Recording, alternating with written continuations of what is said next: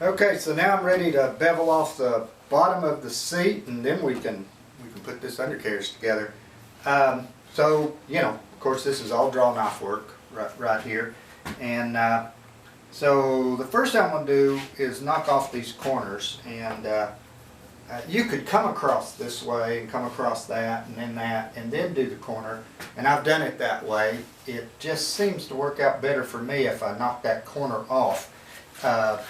And I can define these lines better like that. So, those are the edges that I'm wanting to maintain. And so so if you can see that mark right there, I'll be cutting off just a flat bevel from there to that edge. And this is about 5/8 in right here. So, got the draw knife here. And that's about it.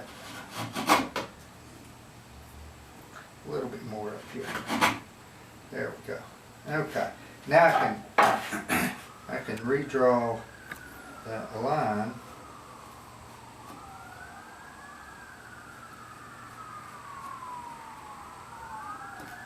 Okay. And now I've got a place to take my draw knife to. Let's go ahead and do this other side so I can get both of them.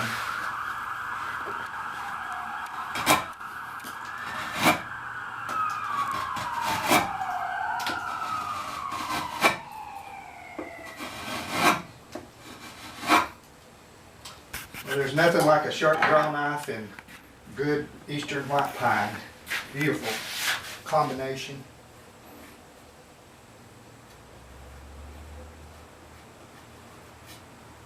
And I'd like to bring that over just a little bit, maybe about right there. That'll work. Now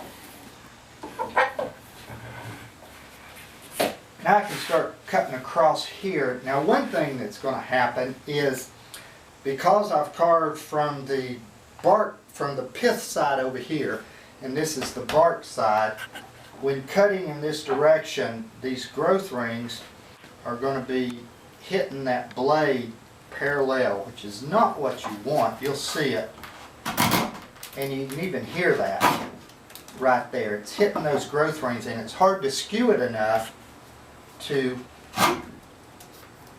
get it to where it hits them at a different angle. And that's cutting better there. So you can actually cut this way pretty good, even though you're cutting kind of downhill right there. So anyway, I guess the moral is just to cut which way it's going to let you cut the best. And you want to use the whole draw knife here. See the way I'm starting at one end and slicing?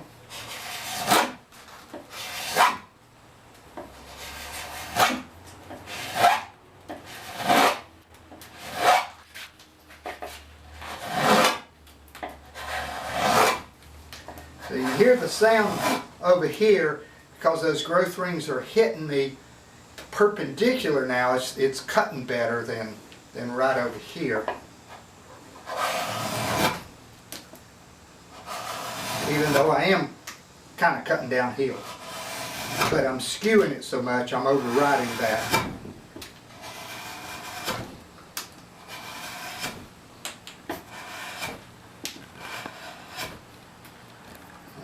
Okay. Well, there we go. That's all done. Now I saw out the back and do the back before I do the sides. Could probably do the sides without doing that, but it's not the way I do it. So while you're not looking, I'll saw this out. So I've got the back laid out, 5/8 in and 3/4 up, and I've got the 3/4 line laid out here. So everything's angular and maintaining those crisp edges, those lines. So I'm going to be beveling this one off straight there, and that'll be the first thing I'll do.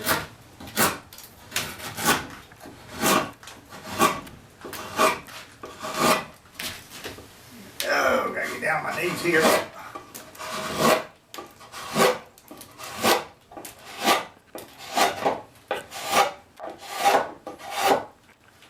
Okay, got that.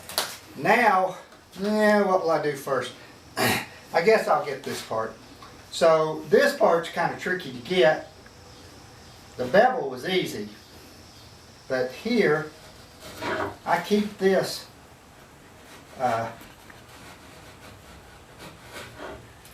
just perpendicular, and so right here's a place where you might take a bevel down knife and flip it over bevel up, and the back of the blade can just ride right there on that surface, and there's no chance of it digging in, which is what it would do if you were trying to like whittle a spindle with it or something.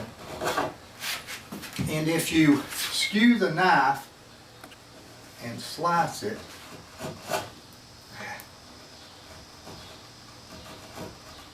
that's doing pretty good. I'd like to be able to take longer cuts than that, but you can see how good that end grain, peeling is. So you got to get your knife really nice and sharp to be able to do that.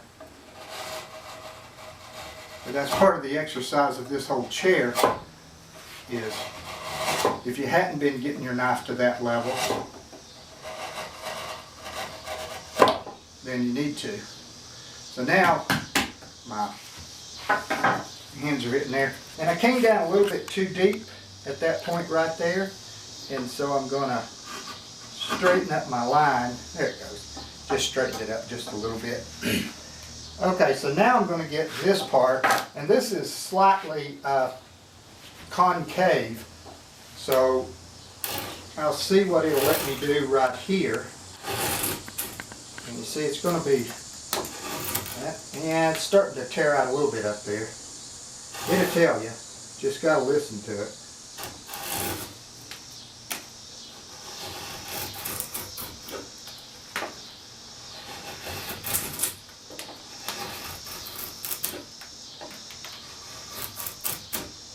Well, it's letting me come up a ways. Okay, it's going to stop me right there. And where's my pencil?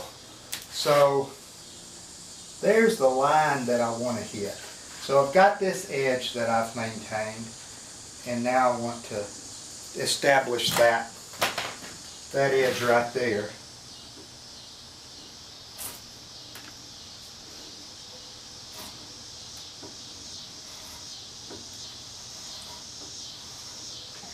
And now we've got this surface to clean up, which is almost as difficult as cleaning up that one right there. Not quite.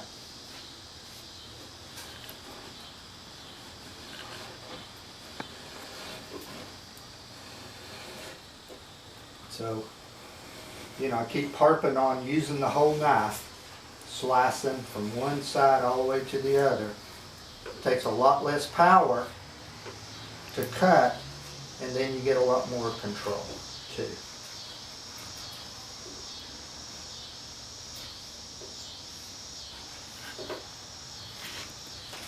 Okay, there we go. So I don't know how close you can see it, but you've got this line continuing all the way there, nice and crisp, and then you've got this one dropping down and coming down to that point there, and then this one down here, and then the one that we did on the top right there. So I'll do this other side while you're not looking, and we'll see if we can't put the undercarriage together.